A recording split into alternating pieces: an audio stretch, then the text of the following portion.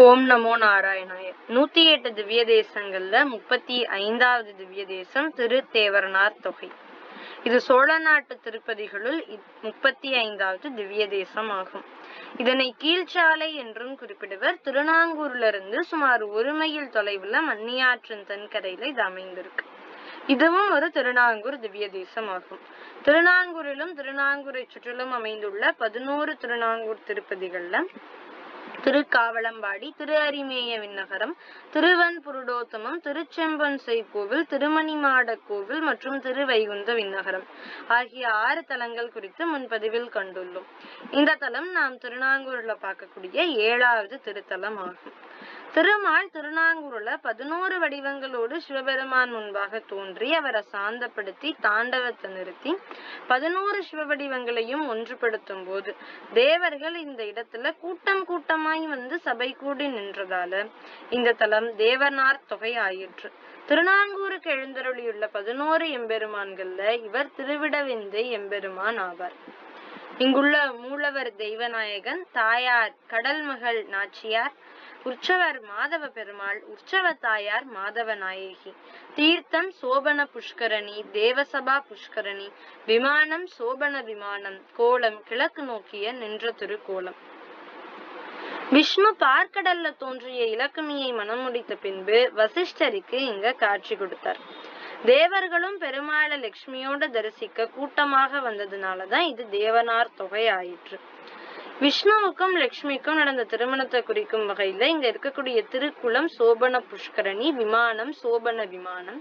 சோபனம் அப்படின்னா திருமணம் அப்படின்னு அர்த்தம். தேவர்கள் இங்கு கூடியதை குறிக்கும் வகையில தான் ஏற்கனவே சொன்ன மாதிரி தேவனார் தொகை ஆயிற்று. இன்னொன்னு இங்க இருக்க புஷ்கரணிக்கு தேவசபா புஷ்கரணி அப்படிங்கிற பேர். இந்த தலத்துக்குன்னு ஒரு தலபுராணம் இருக்கு. போகி என்று அழைக்கப்பட்ட இந்திரன் அந்த அடைமொழிக்கு ஏற்ப முற்றிலும் போகத்திலேயே திளைத்திருந்தான். யாருக்குமே கிடைக்காத அந்த ஐராவதம் என்ற வெள்ளை யானையின் மீதேறி கர்வத்தோட வந்துட்டு இருந்தான்.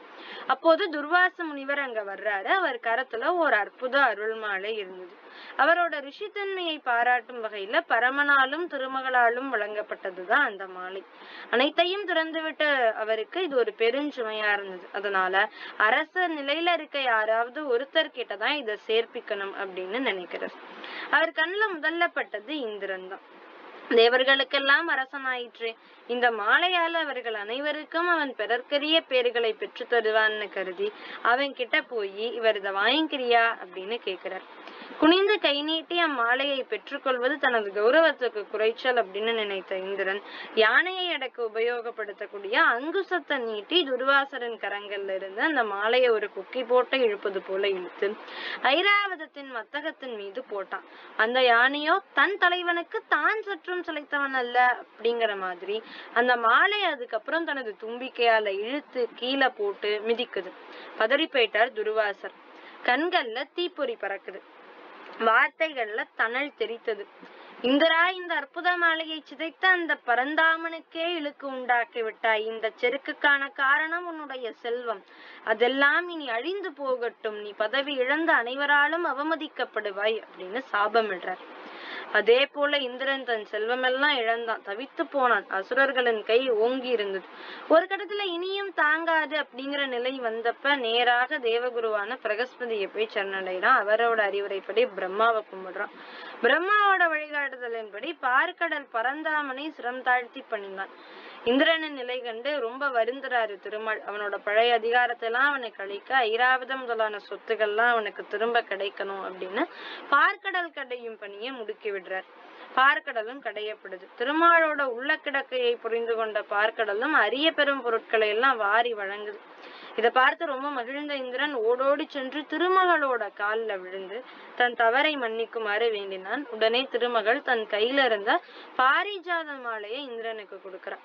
அந்த பாரிஜாத மாலை வந்த வேளை இந்திரன் இழந்த செல்வத்தை எல்லாம் திரும்ப பெற்றான். இதே தருணத்துல அவனுக்கு அற்புதமான காட்சி ஒன்றையும் காட்டியருளினார் மகாவிஷ்ணு. அதுதான் அவர் திருமகளை மணந்த காட்சி. இப்படி ஒரு சம்பவம் நிகழப்போவதை தெரிஞ்சுக்கிட்ட எல்லா தேவர்களும் அங்கே ஒருங்கே குழுமி அந்த ஆனந்த காட்சியை கண்டு கழித்தனர். இப்படி தேவர்கள் கூடிய கூட்டத்தினால நம்ம இந்த தலத்தை என்னன்னு சொல்றோம்? திரு தேவனார் தொகை அப்படின்னு சொல்றோம். தேவர்களின் கடவுள் என்பதால இங்க இருக்கக்கூடிய மூலவர் தெய்வநாயகன். பார்க்கடல்ல தோன்றியதுனால தாயாருக்கு பேரு கடல் மகள் நாச்சியார். இந்த மூலவரோட பெயர் இருக்கு இல்லையா, தெய்வநாயகன், இதுதான் 108 திவ்ய தேச எம்பெருமான்கள்ல நடுநாட்டு திருப்பதியான திருவைந்திபுரத்து எம்பெருமானுக்கும் பாண்டி நாட்டு திருப்பதியான வானமாமலை எம்பெருமானுக்கும் உண்டு. ஆதலால இத்தலம் உற்சவமூர்த்தியின் பெயரால மாதவ பெருமாள் கோவில் என்றே அழைக்கப்படுகிறது. பலிபீடம் பெரிய திருவடி மட்டும்தான், கொடிமரம் இங்க கிடையாது. இந்த கோவிலோட விமானத்து நிழல் விமானத்துக்குள்ளேயே விழுவதுதான் இந்த கோவிலோட சிறப்பு. திருத்தேவர்னார் தொகை குறித்து காப்பிய கவிஞர் நற்றமிழ் நாவலர் என்னுடைய ஐயா நாவண்ணா மீனவனார் எழுதிய 5 பாடல்கள் இதோ.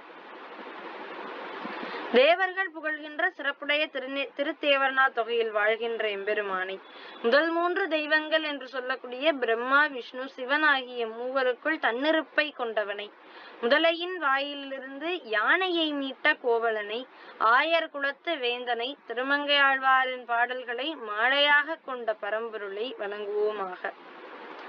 தேவர் புகழ் சீருடைய திரு தேவர்னார் தொகைவாள் மூவர் முதல் தன்னிருப்பை, முதலையின் வாய்க்கரிமீட்ட கோவலனை, எதுகுலத்து கோவேந்தை, திருமங்கை பாவலன் சொல் மாலையணி பரம்பொருளை வணங்குமினே.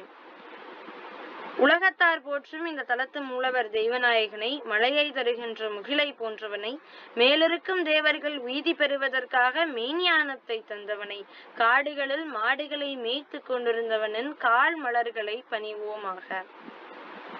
நானிலத்தார் போற்றும் ஒரு நம் தெய்வ நாயகனை, மாநிலத்தார் மதிக்கவரு மலை முகிலை, அமரர் எனும் மேநிலத்தார் உய்தி பெற மெய்ஞானம் தந்தானை, காநிலத்தில் நிறைமைத்தான் கால் மலரை பணியுமினே. இந்த தலத்து நாயகியாம் கடல் மகள் நாச்சியாரை கைப்பிடித்த மாதவ பெருமாளை, போர் முனையில 100 கௌரவர்களின் ஆற்றலை அழித்தவனை, படமெடுத்து ஆடுகின்ற பாம்பின் மேல கடலுக்குள்ள படுத்திருப்பவனை, ஆழமரத்தின் கீழிருக்கும் வலிமை மிக்கவனை வணங்குவோமாக. கடல் மகளாம் நாச்சியினை கைபிடித்த மாதவனை, அடல் முனையில் 100 ஆற்றலினை அழித்தானை, படமணிகொள் உரகமிசை பாலாளி கிடந்தானை, வடவாளின் கீழிருக்கும் வலியானை வணங்குமினே.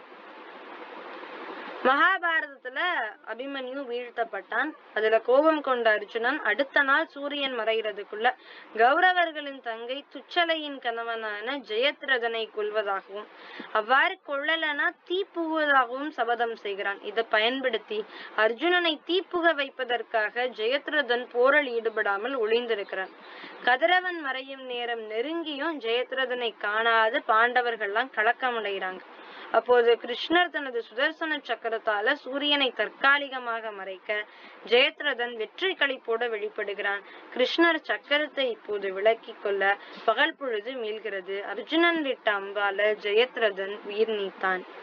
இவ்வாறு மகாபாரதத்தில் போரின் போது சூரியனை தனது சக்கரத்தால மறைத்தவனை, மாதவனை கேசவனை, துன்பங்களை தொலைத்து இன்பங்களை தந்தவனை, தாமரையில் வாழ்கின்ற திருமகளின் நாயகனை, பாண்டவர்களுக்கு தூதாகி நடந்தவனை தொழுது அவனுடைய பாதங்களே துணை என்று கொள்வோமாக. மாதவனை கேசவனை வழியை தொலைத்தானை, ஆதவனை ஆழியால் அமர்க்கலத்தே மறைத்தானை, போத அலரும் தாமரை வாழ் பொன்மகளின் நாயகனை, தூதாகி நடந்தவன் தாள் துணை என்று தொழுதிடுமின். காட்டுக்கு சென்ற பாண்டவர்கள் உதவி கேட்டு நிற்கும் போது அவர்களுக்கு அருளிய எம்பெருமான் மான் போன்ற விழிகளையுடைய மாதவத்து நாயகியை தேனை சுமந்து நிற்கின்ற தாமரை மலர்கள் சூழ்ந்த திருத்தேவர்னார் தொகையில் மணந்து நிற்கின்றான். அவனை வாழ்த்துவோமாக. மானேந்து கண்ணாளை மாதவத்து நாயகியை, தேனேந்து கமலஞ்சூழ் திருத்தேவர்னார் தொகை சேர், காணேந்து பாண்டவர்கள் கையேந்தி நிற்கையிலே தானேந்தி அவர்கருளை தந்தானை வாழ்த்துமினே. உங்களுக்காக இந்த 5 பாடல்கள் தொகுத்து இதோ. தேவர் புகழ் சீருடைய திருத்தேவர்னார் தொகைவாள் மூவர் முதல் தன்னிருப்பை, முதலையின் வாய் கரிமீட்ட கோவலனை, எதுகுலத்து கோவேந்தை, திருமங்கை பாவலன் சொல் மாலையணி பரம்பொருளை வணங்குமினே. நானிலத்தார் போற்றுமொரு நம் தெய்வ நாயகனை, மாநிலத்தார் மதிக்கவரு மலை முகிலை, அமரரெனும் மேநிலத்தார் உய்தி பெற மெய்ஞானம் தந்தானை, காநிலத்தில் நிறைமைத்தான் கால் மலரை பணியுமினே. கடல் மகளாம் நாச்சியினை கைப்பிடித்த மாதவனை அடல் முனையில் நூற்றுவரின் ஆற்றலினை அழித்தானை படமணிகொள் உரகமிசை பாலாழி கிடந்தானை வடவாளின் கீழிருக்கும் வலியானை வணங்குமினே. மாதவனை கேசவனை வலியை தொலைத்தானை ஆதவனை ஆழியால் அமர்க்களத்தே மறைத்தானை போதளரும் தாமரைவாள் பொன்மகளன் நாயகனை தூதாகி நடந்தவந்தாள் துணையென்று தொழுதிடுவின். மானேந்து கண்ணாளை மாதவத்து நாயகியை தேனேந்து கமழஞ்சூல் திருத்தேவனார் தொகைசேர் காணேந்து பாண்டவர்கள் கையேந்தி நிற்கையிலே தானேந்தி அவர்கருளை தந்தானை வாழ்த்துமினே. வானுலகிலும் பூலோகத்திலும் வாழும் பலவகைப்பட்ட உயிர்களுக்கும் தானே அந்தர்யாமியாய் இருக்கும் எம்பெருமானான அந்த தலைவன் இருக்குமிடம் அழிவில்லாத பெருஞ்செல்வமுடைய அருமையான வேதங்களை ஓதும் அந்தணர்கள் வாழும் தேன்பாயும் மலர்களை உடைய சோலைகள் சூழ்ந்த திருத்தேவனார் தொகையே என்று இத்தலத்தை குறித்து திருமங்கையாழ்வார் பாடிய மங்களாசாசன பாடல். வானாடும் மண்ணாடும் மற்றுள்ள பல்லுயிரும் தானாய எம்பெருமான் தலைவன் அமர்ந்து உறையுமிடம் ஆனாத பெருஞ்செல்வத்து அருமறையோன் நான்கை தன்னுள் தேனாரும் மலர் பொருள் சூழ் திருத்தேவனார் தொகையே. ஓம் நமோ நாராயணாய.